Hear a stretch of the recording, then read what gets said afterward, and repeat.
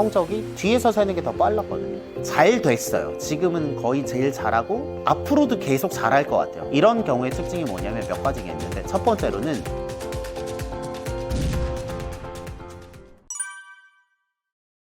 자기주도 학습은요, 원래 학생 스스로 학습 계획을 하고 학습을 한 다음에 평가도 해서 이 학습의 일련적인 그 모든 활동들을 학생이 주체적으로 한다라는 게 자기주도 학습의 사전적 의미입니다.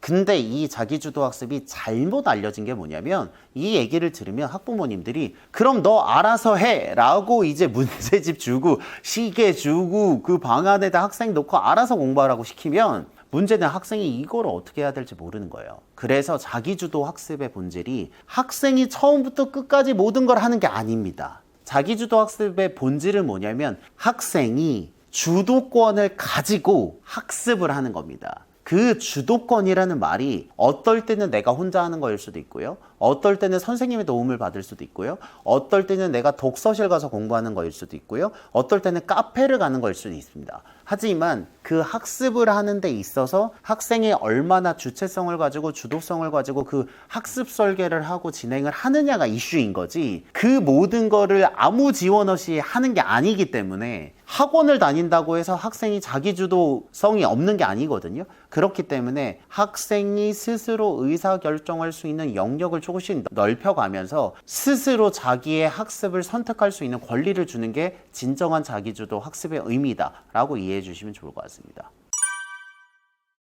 이게 생각해보시면 똑같은 게, 어떻게 살아야 좋은 삶을 사나요? 라고 하면 분야가 너무 넓어요. 건강도 중요하고요, 경제적인 것도 중요하고요, 명예도 중요하고요, 사회적인 성공도 중요합니다. 처럼 학생에게 너 공부해봐, 자기주도적으로 공부해봐 라고 하면 어떤 것부터 얼마큼 해야 될지에 대한 감이 없고 굉장히 막막한 게 문제거든요. 그럴 때 저는 어떻게 얘기를 하냐면, 뭐라도 좋으니 내가 조금 더 나은 미래를 위해 내가 원하는 학습 습관 한두 개를 잡고 그것을 유지해보라는 이야기를 합니다. 결국 이 학습 습관의 본질은요, 그 학습 습관으로 인한 구체적인 성과도 있겠지만 그 이전의 성공 경험을 쌓는 거거든요. 그렇기 때문에 학생이 자기가 봤을 때 이 학습이란 거 혹은 공부란 걸 했을 때, 아, 나도 할 만한가 봐, 이거는 나도 충분히 할 수 있을 것 같아, 다음 걸 도전해 봐야지 라는 마음을 불러일으키는 게 제일 중요하거든요. 그렇기 때문에 종류에 상관없이 내가 평소에 하고 싶었던 거 혹은 잘 안 됐던 거 혹은 내가 자신 있는 거 학습 습관 한두 개로 그 학습 시스템 설계를 한다는 마음으로, 건축을 한다는 마음으로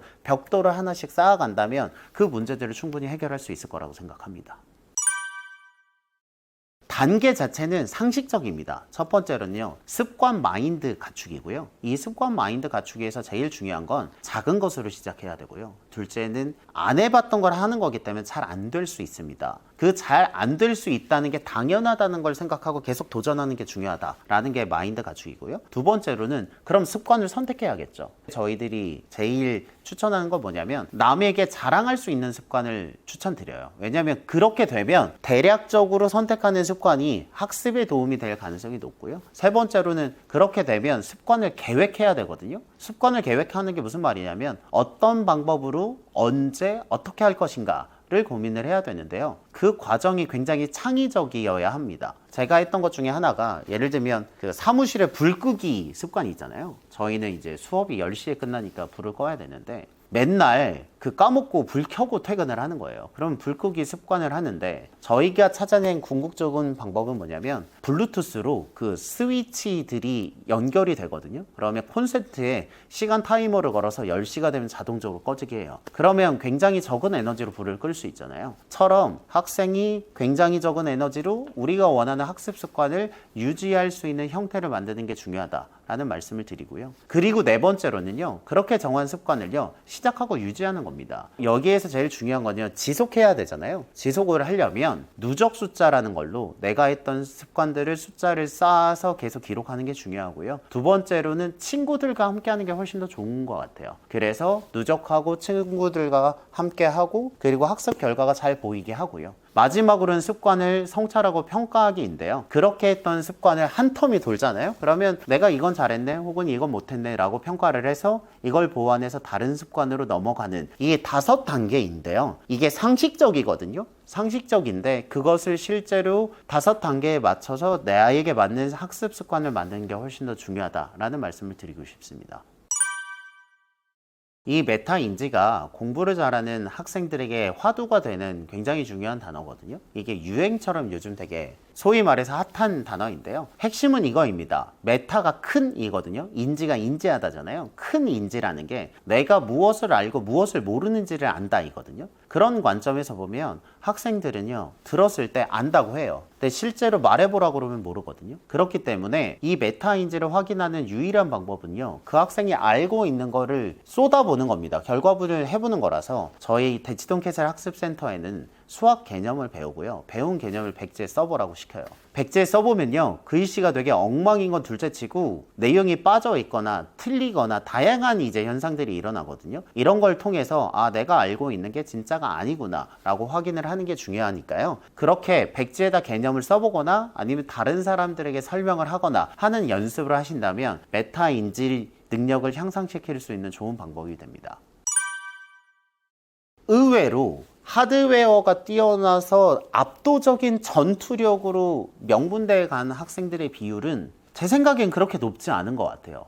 저희 서울대 학생들 다 포함해도 한 상위 10% 될까? 물론 기준은 다를 수 있는데, 그럼 나머지 90% 학생들은요, 말씀드렸지만 자기만의 방법으로 시간을 쌓아서 그 내공을 만들어서 성과를 낸 경우들이 훨씬 더 많거든요. 그렇기 때문에 그 명문대 학생이라고 해서 그 외계인도 아니고요, 눈이 뭐 3개 있는 것도 아니고 뭐 귀가 5개 있는 것도 아니고 똑같은 사람인데 자기가 정한 그 생활 패턴에서 한두 개의 필살기를 가지고 그 필살기가 유의미해질 때까지 연마를 했다는 게 다른 거지, 그 친구들이라고 해서 모든 습관을 다 잘 갖고 있는 게 아니거든요. 그렇기 때문에 그런 학생들을 볼 때 얘는 이거를 잘하고 얘는 이거를 잘하니까 넌 요것도 잘하고 요것도 잘해 라고 슈퍼맨을 만들 수 있는 게 아니라 그 학생이 했던 여러 가지 습관 중에서 나만의 스타일에 맞는 필살기 한두 개로 승부를 본다 라는 마음을 가지고 시작을 하신다면 훨씬 더 좋은 성과가 있지 않을까라고 생각을 합니다.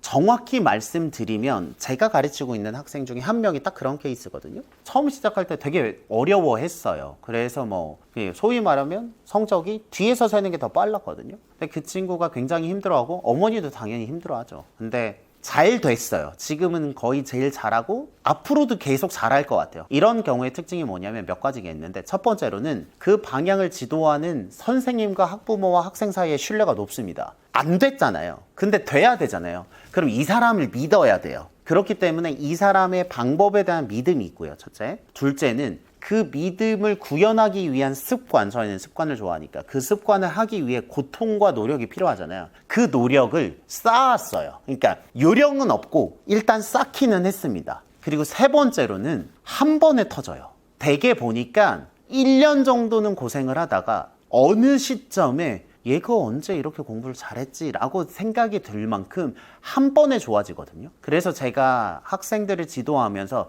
잘된, 이렇게 드라마틱하게 잘된 경우들을 몇 번 보는데 그 몇 번의 공통점이 신뢰가 높다, 마땅한 노력을 들인다, 1년 정도가 지난 후에 터진다 정도의 특징이 있거든요. 근데 되게 재밌는 건 뭐냐면 지금 그 학생을 보는 사람들은요, 이 친구가 처음부터 잘한 줄 알아요. 왜냐면 이미 잘해졌잖아요. 그래서 저는 이제 학습 습관을 중시 여기고 선생님에 대한 그 직업에 대한 자부심이 있는 게, 이 학생이 원래 가지고 있던 펀더멘탈을 잘 발전시켜서 남들이 봤을 때 원래 그렇게 천재였던 것처럼 느껴질 수 있는 정도의 변화를 일으킬 수 있다는 거에 자부심을 가지고 있습니다.